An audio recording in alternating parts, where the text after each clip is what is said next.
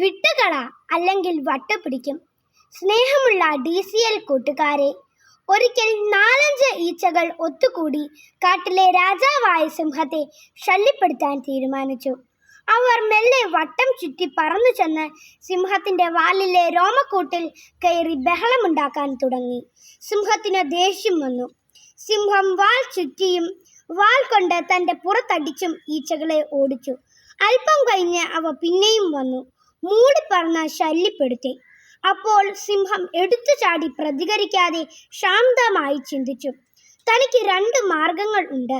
1, പെട്ടെന്ന് ദേഷ്യപ്പെട്ട ഈച്ചകളെ കൊല്ലാൻ ശ്രമിക്കാം. 2, ഈച്ചകളെ അവയുടെ പാട്ടിന് വിടാം.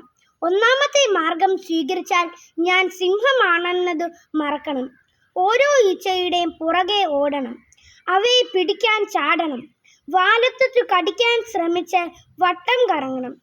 ചുരുക്കത്തിൽ കാട്ടിലെ രാജാവായ താൻ നിലമറന്ന് കുളവി കുത്തിയ കുരങ്ങ് പോലെ കോമാളി വേഷം കെട്ടണം. കോഷ്ടികൾ കാട്ടണം. ഏതായാലും അത് വേണ്ട.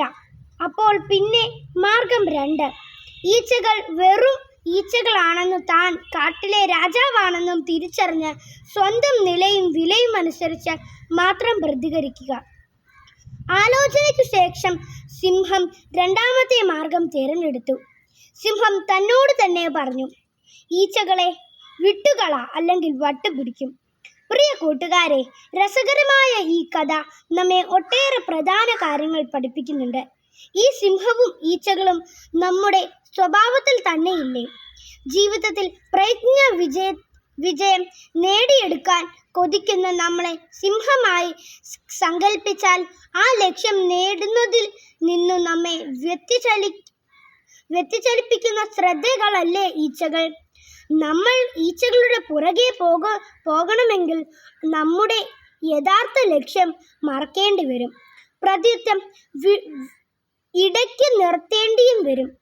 സിംഹം മടി പിടിച്ചു കിടന്നാൽ മാത്രമേ ഈ ഈച്ചകൾ ശല്യപ്പെടുത്തുന്നുള്ളൂ. സിംഹം നിരന്തരം കർമ്മിതനായാൽ ഈച്ചകൾക്ക് അടുക്കാനാവില്ല. അതുപോലെ നമ്മിലും ലക്ഷ്യബോധവും ഉത്സാഹവും തളരുമ്പോൾ മാത്രമേ നമ്മളിലേക്ക് മടിയും അശ്രദ്ധവുമാകുന്ന ഈച്ചകൾ അടുക്കുകയുള്ളൂ.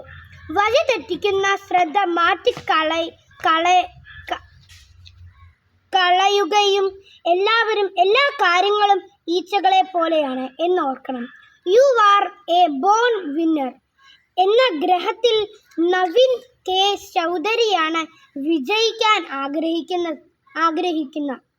സിംഹം ഈച്ചകളെ ഭയപ്പെടാറില്ല എന്ന പ്രചുദ്ധവാക്യം അവതരിപ്പിക്കുന്നത് ഈച്ചകൾ ഇനിയും വന്നേക്കാം. നമ്മുടെ ശ്രദ്ധയും ഏകാഗ്രതയും വഴി തിരിച്ചു വിടാൻ പഠിച്ച പണി 18 പയറ്റിയേക്കാം.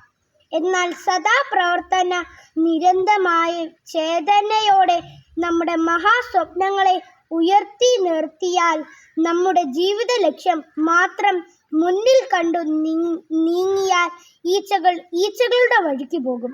നമ്മൾ വിജയമധുരം നുകരുകയും ചെയ്യും. എന്താ കൂട്ടുകാരെ, ഒന്ന് ഉണർന്നാലോ? ആശംസകളോടെ സ്വന്തം കൊച്ചേട്ടൻ.